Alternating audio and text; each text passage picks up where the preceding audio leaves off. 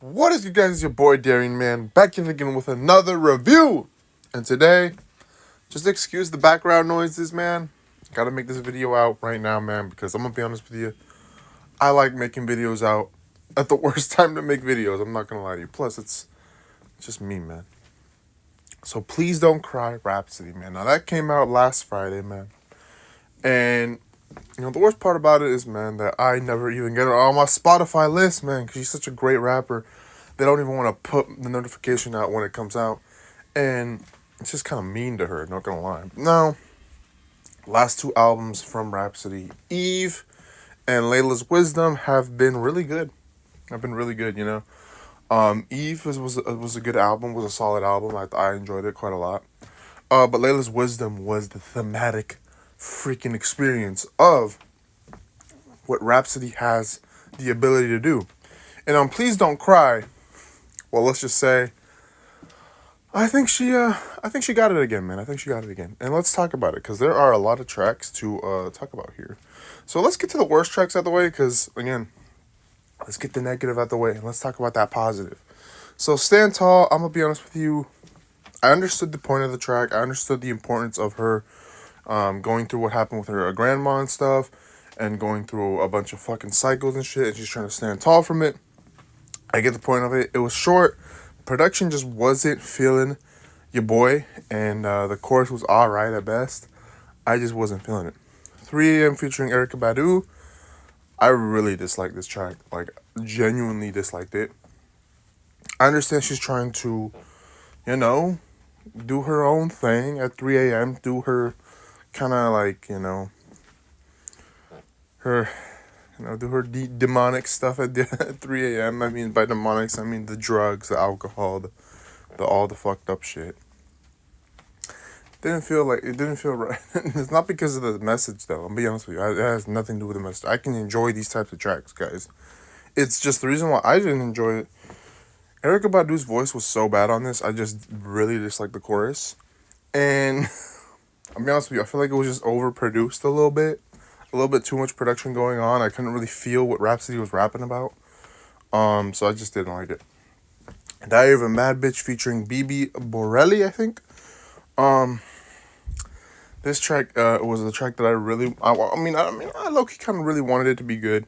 Because I saw the title and I was like, let's go. Rapsody's gonna make a toxic woman track, like a woman going through some toxicity and going through the fucked up shit that she went through. So this should be really good. The first verse was kind of like that, and then the second verse had nothing to do with that. So I just don't know what we're doing here. The BB feature was alright, I guess. I just expected way more from Rapsody, man, considering it's called Diary of a Mad Bitch. Now, don't get it twisted. The tone and the way it sounded felt like a Diary of a Mad Bitch, but the lyrics did not equivalent to that. Never Enough featuring Kez Namdi and Nicole Bus. To be honest with you, it was just a vibey track that had nothing to do with, she tried to put a little bit of gospel in it, but, it didn't hit at all. A Ballad for Homegirls featuring Baby Tate. I think this is the track that could have easily been on Best Tracks, but I just didn't really F with it like that. I think Baby Tate's feature was okay. I don't really F with it. But let's get on to the best tracks, man, because there's a lot of them. She's Expecting You featuring Felicia Rashad. Just the intro. Marlana. So Marlana is, I guess, Rapsody's real first name, her biological name. I did not know that. And she went like this. How do I explain this track without knowing that there's like at least a good 3 or 4 transitions, and she's just spitting with the same flow and just absolutely destroying this track and making it fucking weird for me to even review it. But I think that's the beauty of it. That's how I explain it. And towards the end of the track, she's just trying to figure out, who the fuck am I? I mean, like what's my story? And well, as we go along, we learn a little bit about her. And I learned something that I didn't know before. Maybe she said it in previous albums, but I did not know before. As Stories featuring Hit Boy, that joint, Hit Boy, you know what I'm saying? It did. Production was really good. The chorus was nicely well done. And she was just spitting. She was just spitting, bro. She was just spitting. And production definitely equivalated to the song title track, which I thought is something that you always want to have. It was very spacey, and I enjoyed it. Look what you have done. Look what you have done. I'm trying to remember what the purpose of the track is, but if I'm correct, it probably had a lot to do with, I think it was just Rapsody, like, rapping about all the fucked up things that she's been through, and how, I mean, that kind of titles, it ties back into, look what you've done, and look what you fucked up, look what you wish you could take back. And I think, if I'm correct, I don't know, wait, no, not this one, not yet. Yeah, I don't think it's, not yet. But this ties into the next track a lot. But it was a really good track, though. And then D&D, It's Not Personal, featuring BB, ties in a lot to just not being able, I mean, do not disturb, obviously, right? Ties in a lot to her, man, like, sick of that extroverted bullshit, man. All right, she's like, I really need some introverted shit. I really need take care of myself. I really need to look at me for for a minute, man, and have those days for just me, And towards the end, obviously, Charlemagne the God introduced this track, pretty awesome, pretty cool. And this track was a banger. The beat kind of had a little bit of a West Coast vibe to it, a little bit, just a tad bit. But yeah, it was fucking amazing. Feature was great. I loved it. Black Popstar featuring Dixon. This is a track that was so surprising to me because I easily could have disliked this track. But what I didn't like, reason why I did like it is because the production was just so well smoothed together. Like, it could have been easily most basic production, most basic bars, and I would have been like, you know what I'm saying? But then the Dixon feature added to it, which made that even more of a vibe, more of a freaking good track to come back to. And they both just went off, and it was a really good track. Not one time, I'm trying to figure out what this track. I'm trying to figure out what this track is. I think this is where we get to it. Yeah, that one time had to do with her admitting that she doesn't know what the fluff her sexual orientation is. All right, she has alluded to liking girls, liking men. She just doesn't know. And that one time she was lost. I guess she's like, I want to love men, but men have always put me have always put me down, and have always like fucking, made me feel bad about myself. So that's why I went to the woman. But then the woman didn't help either. So she's just like in the middle, like, hey, yo, that one time even when I went to the woman, I can't even be happy here. So it's like, what the fuck am I doing? And it's oh man, it's sad, it's tough. It's tough, it's tough. But I understood it. It was a really good track. Loose Rocks featuring Alex Isley. Another really good track. God, I'm trying to remember the point of the Loose Rocks. And actually, it had a great point to it. I think, they both went crazy on it too.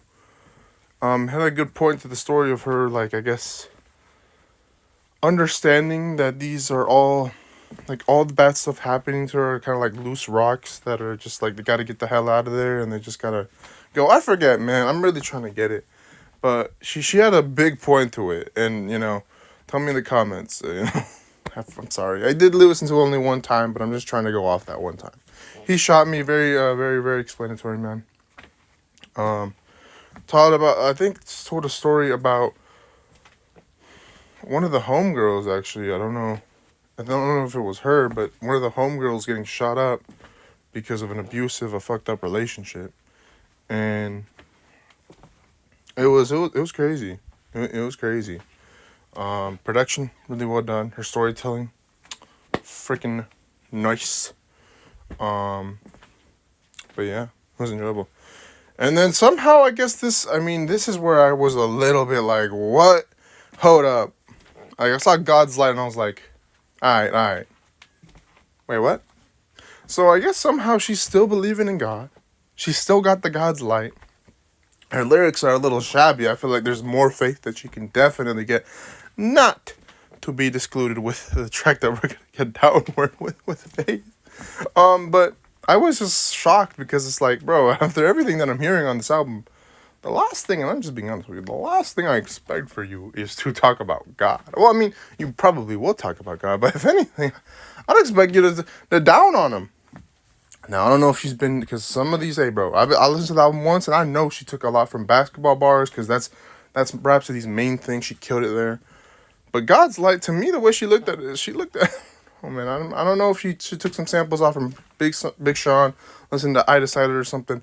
But she knows, there's a reason why she called Rhapsody, right? She knows the game very well, so, I don't know. Back in My Bag was the craziest track out of all of these, because this is so not Rhapsody, like, whatsoever. Like, Rhapsody is a soulful, chillful type of rapper, and Back in My Bag is literally, like, not Rhapsody. I'll tell you right now, it's literally not Rhapsody.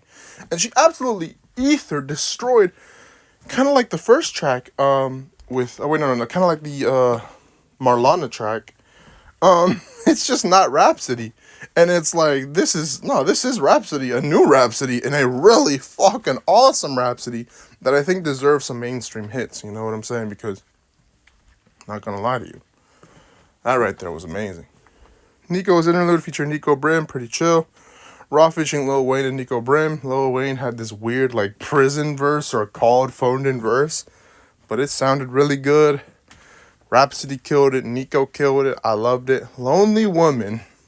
Oh, God, Lonely Woman. Now, you're wondering, why the fuck do I have this on the best tracks? Let me tell you this. It has nothing to do with the M word. And also, I've heard so many so many Lonely Woman type of tracks in my life by now, with it, whether it's Mac Miller, whether it's Sabrina Claudia, whether it's JPEG Mafia, because his whole catalog is based off this type of freaking sound. Yes. It's just like, I gotta put it on the best tracks. It's a good track, I know. Yeah, prosexuality, whatever. Understandable. I really wish she went deep into it, like the lonely woman epidemic, but at the same time, I think she tackled it just right, because, I mean, let's be honest, this is exactly what lonely women are doing. No, I will say this, they are not, and I repeat this, they are not thinking of themselves when they're doing this. They're thinking of a man, alright? Let's just put it that way. But, hey, pretty good track, though. Please Don't Cry interlude featuring Felicia Rashad. Pretty simple, yeah. Faith featuring Mantra Gold. Again, another track that I was just like, wait. Whoa.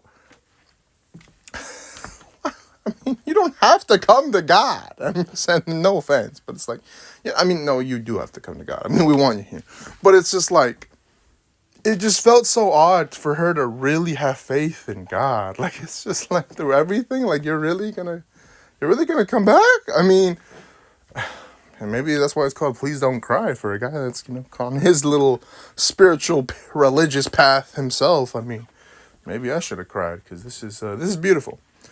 Forget Me Not featuring Amba Navrin and Felicia Rod. Now, this is where, I could have put this on the worst tracks list, but the reason why I didn't, honestly has to do nothing with the track. This should have been on the worst tracks list, but I would come back to this track and I would let it play out.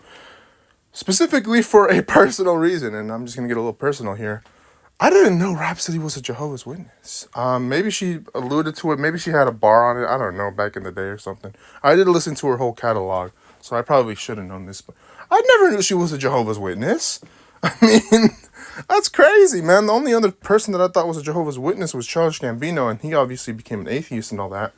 But Rhapsody's Jehovah's Witness? What? Like, that's just, that's crazy, man. That is crazy to think about that. Low key, two of my underrated favorites are they went to the Jehovah's Witness route. One obviously became an atheist and yada yada, but I think this track actually to me completes the Please Don't Cry. Not that I cried or anything, because I didn't. Man, this one hurts, because I don't even want to put my 2 cents into it, but the reason, I have to. Um, man, I hope she goes the Christian route. I hope she takes the Christian route, man, because the more you learn about Jehovah's Witness, the more you research, the more you find out it's a religious cult. And if you know what a cult is, go search up the definition first. And then you find, I mean, it sucks because Reddit people, I mean, as much as we hate Reddit people, they have a lot. They do their research, man. They're actually they're quite smart people. They're not the most dumbest people in the world. They got the facts down. Um, yeah, it's really depressing. To me, that's the cry part in all of it. And I wonder if Rhapsody is gonna tell her story about even like, cause depends.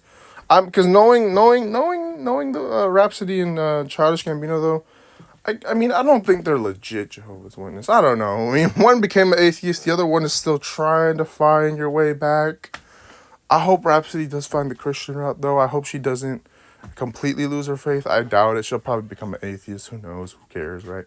But it's just because I don't want you to go to like thinking that you really could redeem yourself in that perfection of non-perfection religion, because that religion is far from perfect. If anything, very very very very very very very very very very very imperfect. So I mean overall, I'd still give this a really good rating though. But yeah, that ending really made me a little sad because it's just like I don't want Rhapsody to lose her faith just because I know that one religion is not going to help her out. I want her to find the true God in my eyes, which, I'm not going to lie to you. I think the Christians got it, this one, from what I'm looking at least. But yeah, man, overall.